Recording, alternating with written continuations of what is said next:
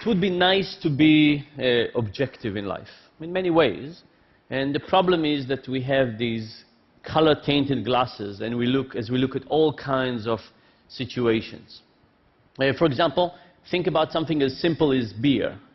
If I gave you a few beers to taste, and I asked you to rate them on intensity and bitterness, different beers would occupy different space. But what if we try to be objective about it? In the case of beer, it will be very simple. What if we did a blind taste?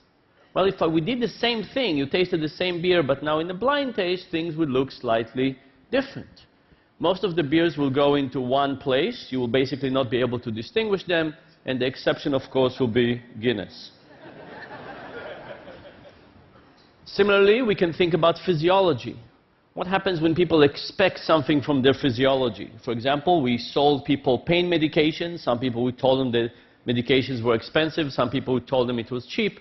And the expensive pain medication worked better. It relieved more pain from people because expectations do change our physiology. And of course, we all know that in sports, if you're a fan of a particular team, you can't but help see the game develop from the perspective of your team. So all of those are cases in which our preconceived notions and our expectations color our world. What happened in more, let's say, important questions? What happened with questions that have to do with social justice? So we wanted to think about what is the blind tasting version for thinking about inequality. So we started looking at inequality, and we did some large-scale surveys around the US and other countries. So we asked two questions. Do people know what kind of level of inequality we have? And then what level of inequality do we want to have? So let's think about the first question. Imagine I took all the people in the US and I sorted them from the poorest on the right to the richest on the left. And then I divided them into 5 buckets. The poorest 20%, the next 20%, the next, and the richest 20%. And then I asked you to tell me how much wealth do you think is concentrated in each of those buckets. So to make it simpler, imagine I asked you to tell me how much wealth do you think is concentrated in the bottom 2 buckets, the bottom 40%. Take a second, think about it and have a number. Usually we don't think. Think for a second, have a real number in your mind. You have it? Okay, here is what lots of Americans tell us. They think that the bottom 20% have about 2.9% of the wealth. The next group has 6.4, so together it's slightly more than 9. The next group, they say, has 12%, 20. And the richest 20%, people think, have 58% of the wealth.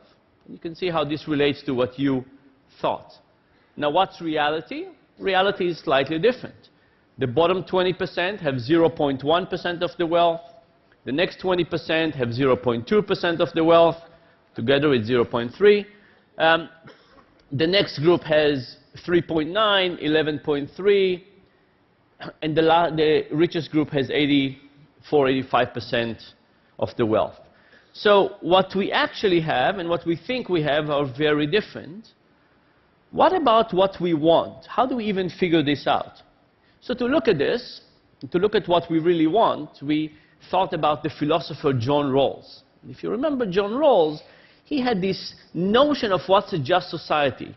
He said a just society is a society that if you knew everything about it, you would be willing to enter it in a random place.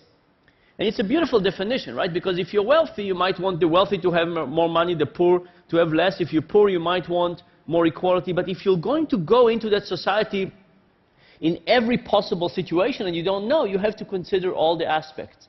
It's a little bit like blind tasting, in which you don't know what the outcome would be when you make a decision. And Rawls called this the veil of ignorance. So we took another large group of Americans, and we asked them the question in veil of ignorance. What is the characteristics of a country that would make you want to join it, knowing that you could end randomly in any place? And here is what we got. What did people want to give to the first group, the bottom 20%? They wanted to give them about 10% of the wealth. The next group, 14% of the wealth, 21, 22, and 32. Now, nobody in our sample wanted full equality, right? Nobody thought that socialism is a fantastic idea in our sample. But what does it mean? It means that we have this knowledge gap between what we have and what we think we have, but we have at least as a big gap between what we think is right to what we think we have. Now we can ask this question, by the way, not just about wealth, we can ask it about other things as well. So for example, we asked people from different parts of the world about this question. People who are liberals and conservatives, and they gave us basically the same answer. We asked rich and poor, they gave us the same answer. Men and women, NPR listeners and Forbes readers.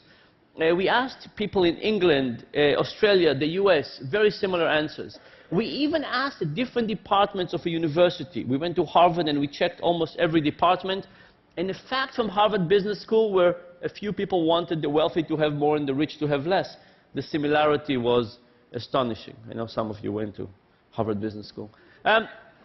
We also asked this question about something else. So we asked, what about the ratio of CEO pay to unskilled workers?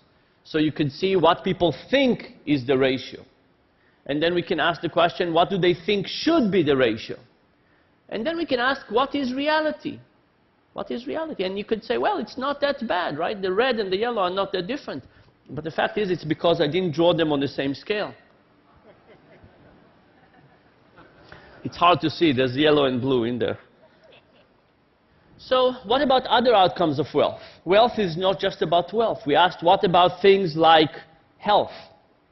What about availability of prescription medication? What about life expectancy? What about life expectancy of infants? How do we want this to be distributed? What about education for young people and for older people? And across all of those things, what we learned was that people don't like inequality of wealth, but there's other things that inequality, which is an outcome of wealth, is even more aversive to them. For example, inequality in health or education. We also learned that people are particularly open to changes in inequality when it comes to people who have less agency, basically young kids and baby, because we don't think of them as responsible to their situation. So what are some lessons from this? We have two gaps. We have a knowledge gap and we have a desirability gap.